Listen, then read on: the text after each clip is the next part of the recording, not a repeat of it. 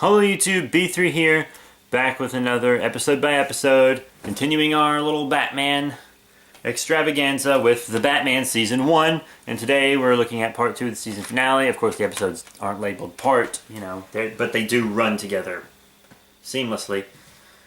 And this episode is called The Clayface of Tragedy.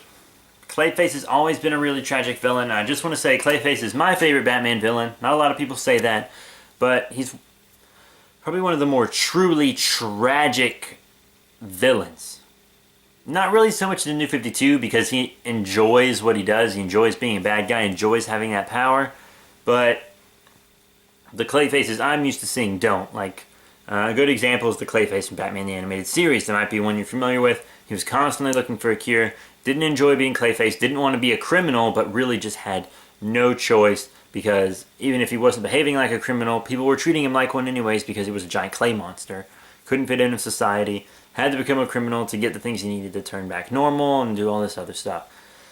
Didn't really work out. And everyone enjoys having power. And there were moments where he was like, yeah, I beat you, haha. But he never really wanted to be that way. He was just angry and letting off steam on Batman or Batgirl or whoever he was fighting.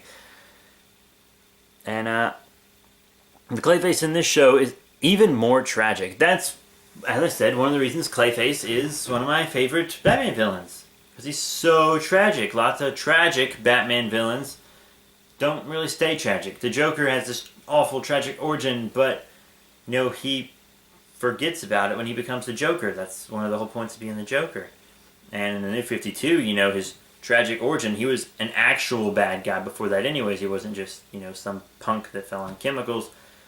They went back to making him a bad guy and still Red Hood, because he was Red Hood as just a victim of circumstance. And, he's also been a hardened criminal that fell in the chemicals, and now he's both in the New 52. But also in the New 52, we got other things like Two-Face has split personality disorder, and the Harvey Dent side doesn't like all the crime, but the Two-Face side does, the ugly face side. It's Harvey's evilness. So lots of criminals enjoy part of being a criminal, but Clayface doesn't, and he just can't help it. And he's just such a sad, pitiful soul, and I do pity Clayface. I can't feel pity for lots of Batman villains. Maybe like for a moment, but not constantly.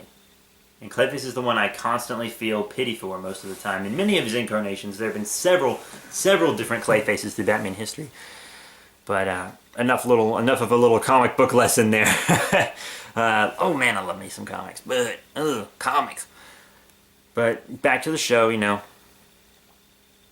Detective Ethan, Bruce Wayne's best friend, has turned into Clayface thanks to the Joker. No, Ethan!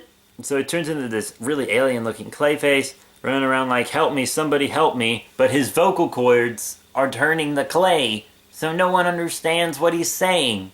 It just sounds like he's gargling marbles, like Christian Bale. So he's like running out into the street, asking people for help. Some cops come up and try to stop him and hit him and stuff, but it's not hurting him because he's putty. And he ends up accidentally hurting some of the cops because he extends his arm real fast, doesn't realize he can do that, so he tries to hold out his arms like stop, and they shoot forward, and one hits a cop, and he ends up fighting the cops, and he's like, oh no, what am I doing? I'm trying to get help here. But, whatever, and eventually, he's a freak now, he's a target. No tolerance policy for freaks, right? So he goes and targets the chief of police. He targets the chief of police. Tries to hurt the chief of police. Tries to tell Detective Yindle who he is, but he can't talk because his vocal cords are putty. And it's all really sad and heart-wrenching. There's lots of feels in this episode. So much goes down. So much goes down, you guys. This is such a good episode. Oh my gosh, it's such a good episode. But eventually, Batman shows up. He's kind of run off. I wouldn't really say defeated, but Clayface is run off. And soon Batman collected a little sample using his remote control batarang. So he's identifying this sample as like, hey, this is mutated human DNA. This used to be a human. This isn't just some weird creature running around. This is a person. It's like, and and he uses his detective skills to figure out that it's Ethan. He's like, Clayface is Ethan, uh-oh, because he's kind of running around, you know, in Ethan's neighborhood, attacking the chief of police, who Ethan doesn't like, because he's, you know, suspended him for doing stuff that he didn't do, who would now hate him, and probably not even try to help him because he's Clayface. Like, if Ethan didn't do anything and was Clayface, the chief of police would probably arrest him anyways. That's how I feel about that. That really does seem like the chief's personality. He's a really crappy chief of police. Batman also remembers the gas from Joker's putty and the psychological torturing Ethan went through. So, Joker pretty much destroyed Ethan's body and drove him insane. It's really sad. Well, in the meantime, Ethan, or Clayface, returns to his apartment and is looking at a picture of him and Bruce and starts to, like, shape back into his old self. So he's like, whoa, what was that? Runs to his bathroom mirror, looking at it, and he starts to be able to, like, turn into himself, and he's just like a gray version of himself for a bit. And then it does like this shot of his mouth where it shows you like the clay start to form like a throat and uvula and stuff, which was a really cool shot, I have to say. It was a really cool shot. And he's like, oh my gosh, I can control my voice. I'm so happy. So he's doing all that, and then Detective Yindle shows up at his door. Lucky for him, he just discovered how to, you know, turn back into himself for a while. He walks out, he's like, yo, yo, yo, Detective Yindle, I'm not feeling good. Come back later. But, you know, she's real worried about him. So, she's like, hey, I'm worried about you. Puts her hand on his shoulder, takes it off wet. She's like, whoa, why are you wet? And he says he just got out of the shower, which is probably believable because it's nighttime. Ooh, late nighttime, and he just had, you know, an exhausting day. When I have, you know, bad days sometimes and I'm dirty because, you know, I'm made of clay, then a shower wouldn't be a bad thing. But, yeah. She's got that. She calls Bruce, and is talking to Bruce Wayne, who's already figured out Ethan's Clayface, and so he's in the Batmobile driving, you know, to stop him, because Bruce figured out where he was going, because they were supposed to shoot hoops at the old gym. Well, he was like, but that's where he took him. He took him to the old gym, because no one goes to the old gym. And so they went there, you know, just as friends a lot. So Batman figured that's where they would go. When Detective Yindle called, I don't know if he dropped this hint intentionally, but Bruce said that they were supposed to shoot hoops at the old gym and he never showed up. He said the gym in East Gotham. Well, that was what Detective Yindle needed to hear. Because while on the phone with him, in her mind she figured out that Ethan was Clayface. She figured it out. Like I said in the last episode, she's just as good of a detective as Batman is, and she doesn't have his gear or resources, which is absolutely fantastic. I love Detective Yin. She's absolutely wonderful. Wonderful. She's just doing a great job.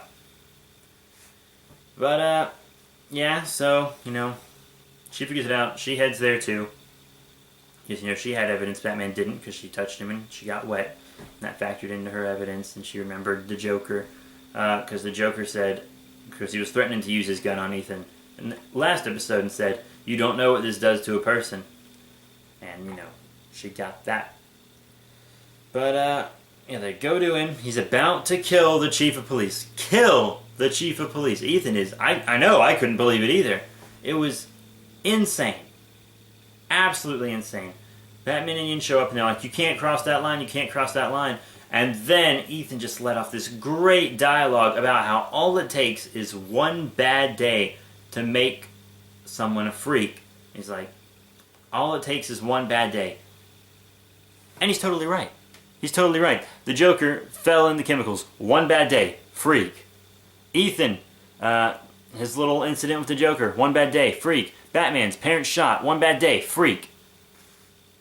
Victor Freeze, car accident, cryogenics lab, one bad day, freak. That's all it takes. That's all it takes. One bad day. But, eventually they stop Ethan. He realizes what he's doing is wrong. But now he knows that he's still gone too far, and just attempting to kill the police commissioner was too much. So he goes away, kind of just slithers down the drain, and Batman's knocked out. And Detective Yen has the perfect opportunity to take off his mask, and she doesn't do it. She promised him she'd take it off next time they met, and she didn't do it. She had the perfect chance. But she realized that he's too big, as they'd say in The Dark Knight Returns. That he's what the city needs. He's the only one that can stop other freaks. You need a freak to stop a freak. You really do. You really do. Because they wouldn't have been able to stop the Joker, Victor Freeze, without Batman. Wouldn't have been able to stop any of them. She realized that. So she let him go. And he gave her a little Batwave communicator that she could call him with if she had any trouble. So she lost a partner, and then gained a partner, and kind of seemed to form a personal relationship with Bruce Wayne. Not a lovey-dovey relationship, but kind of like a strained friendship. Because Ethan told Bruce that he and Detective Yen should get coffee sometime. They just never thought it'd be without Ethan. That was in one of the earlier episodes, because Bruce actually was considering telling Ethan he was Batman. But yeah, it was really sad. They thought they saw him, and they just kind of formed this relationship, and she forms a relationship with Batman. And they kind of do become a team, and I'm really excited to see what goes on in Season 2! Moving on to Season 2, because that was the end of that episode. So Season 2. Yeah, introduction of the Riddler and Jim Gordon in this. So we finally get our Jim Gordon. But yeah, that's it, you guys. Please remember to rate, comment, subscribe. Check out all the links in the description below. I'm about to run out of camera room, actually, so I need to wrap this up quick. So that's it, you guys. See you all later. Thanks for the support.